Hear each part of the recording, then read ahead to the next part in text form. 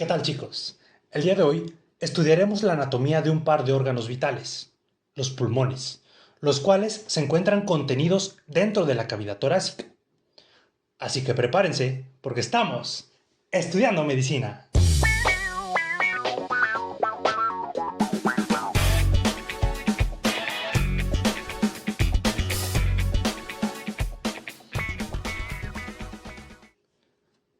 Para comenzar, debemos mencionar que tenemos dos pulmones, uno del lado derecho y uno del lado izquierdo. El pulmón del lado derecho es en general más ancho, más corto y también más pesado. Un pulmón derecho en promedio en un adulto pesa alrededor de 600 gramos.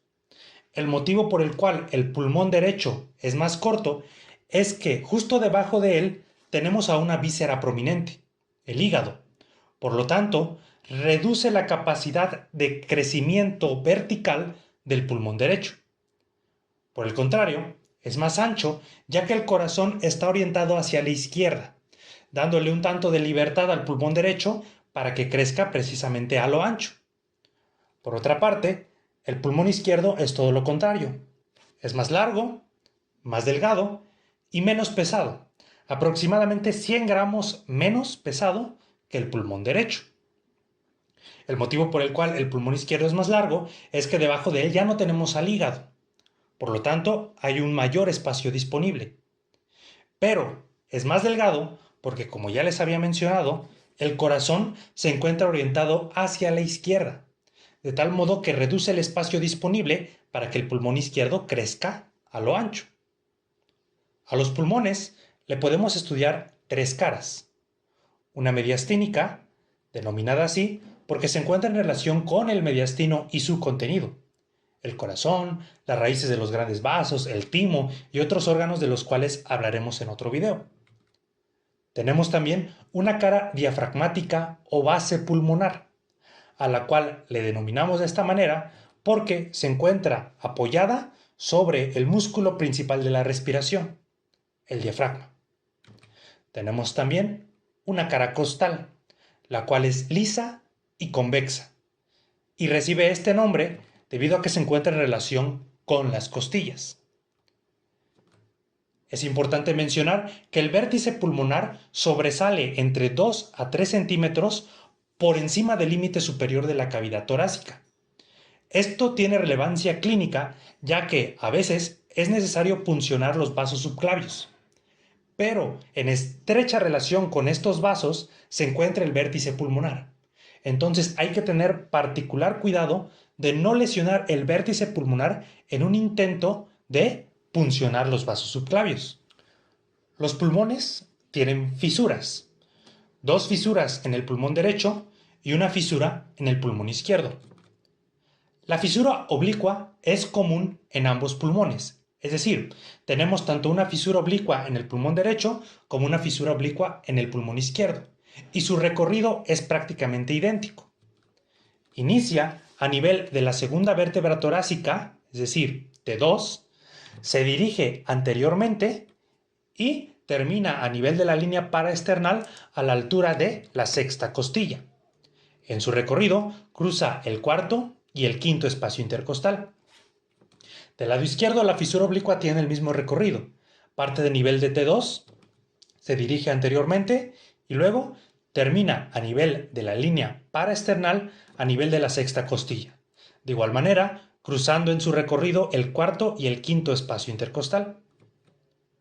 Por otra parte, la fisura horizontal la tenemos únicamente en el pulmón derecho. Esta se origina de la fisura oblicua a nivel de la cuarta costilla, a la cual sigue anteriormente y termina a nivel de la línea paraesternal a la altura del cuarto cartílago costal o de la cuarta costilla. Estas fisuras dividen a mis pulmones en lóbulos. 3 lóbulos en el pulmón derecho y 2 lóbulos en el pulmón izquierdo. En el pulmón derecho encontramos un lóbulo superior, un lóbulo medio y un lóbulo inferior. Mientras que en el pulmón izquierdo encontramos únicamente un lóbulo superior y un lóbulo inferior. Para recordarlo un poco mejor, podemos imaginar que los pulmones son edificios. El pulmón derecho es un edificio de 3 pisos, mientras que el pulmón izquierdo es un edificio únicamente de 2 pisos. Cada uno de estos pisos está dividido en oficinas.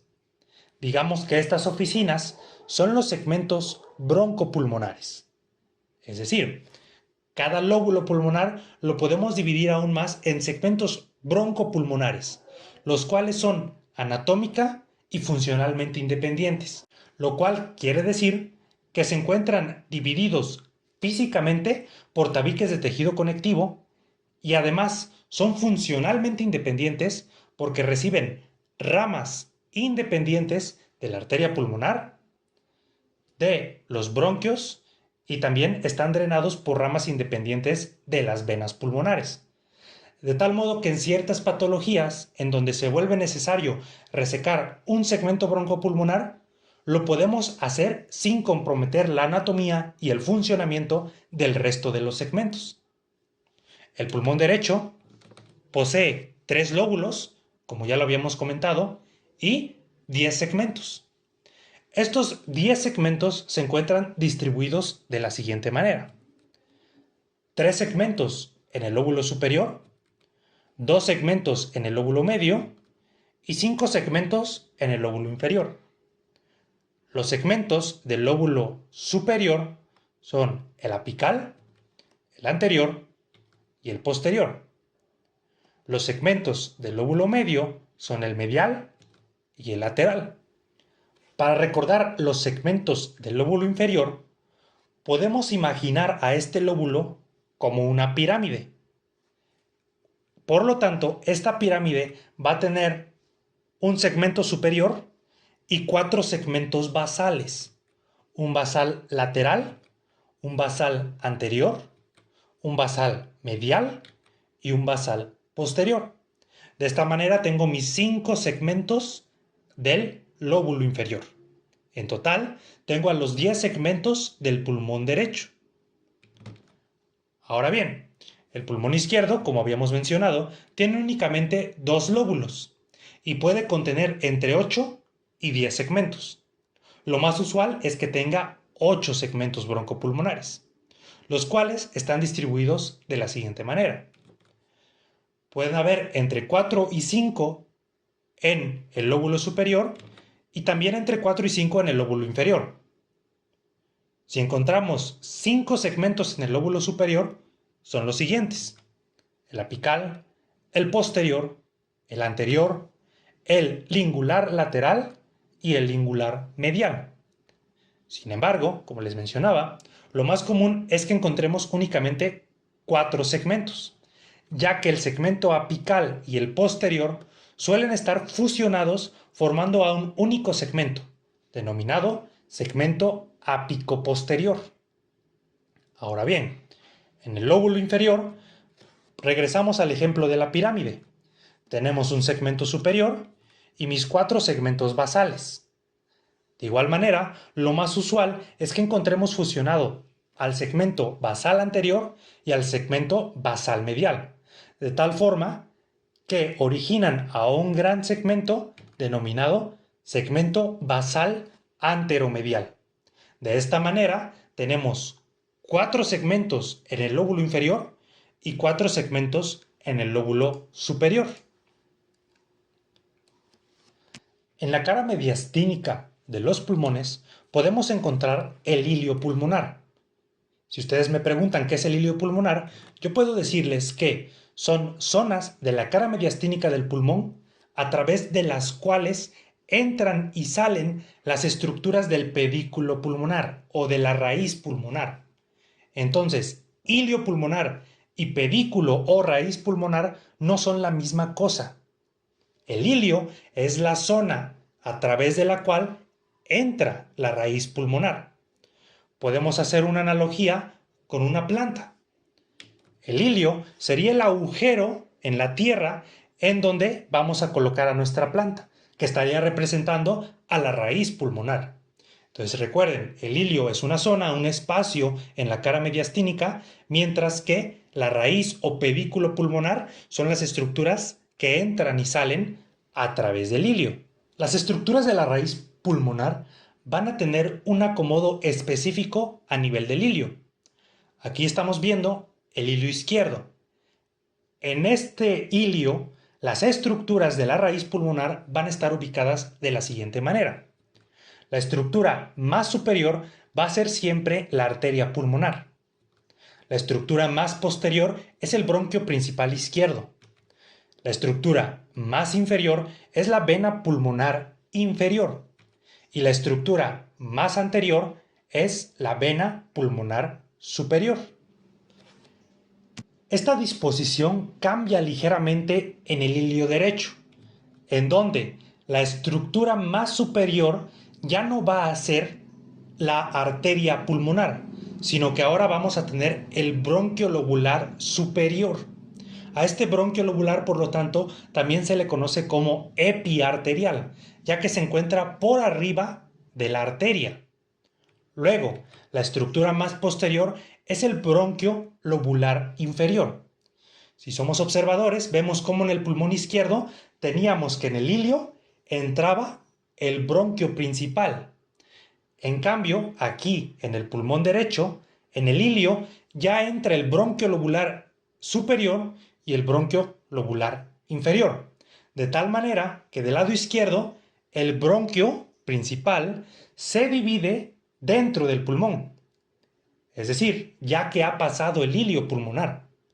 Mientras que del lado derecho, el bronquio principal se divide antes de entrar a través del ilio pulmonar.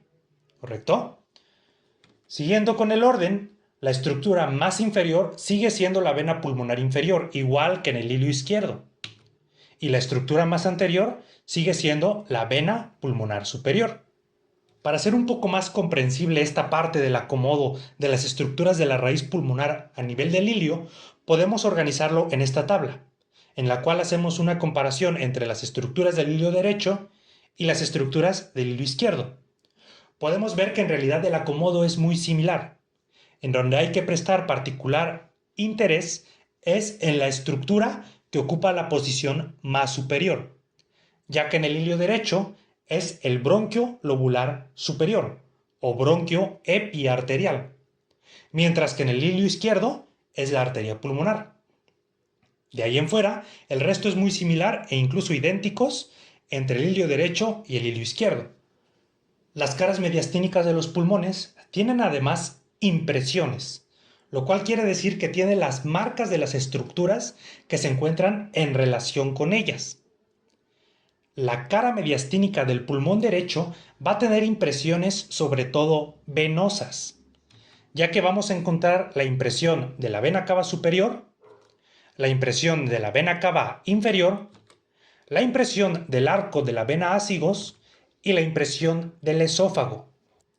Por otra parte, las impresiones de la cara mediastínica del pulmón izquierdo van a ser sobre todo arteriales, teniendo la impresión de la aorta, una impresión más pequeña que la del lado derecho del esófago y una gran impresión cardíaca. Recuerden que el corazón está orientado hacia la izquierda, por lo tanto genera una impresión de gran tamaño en la cara mediastínica del pulmón izquierdo. Hasta aquí hemos analizado la estructura básica del pulmón. Hablaremos de su irrigación, drenaje venoso e inervación en otro video. Así que no olvides suscribirte porque estamos estudiando medicina.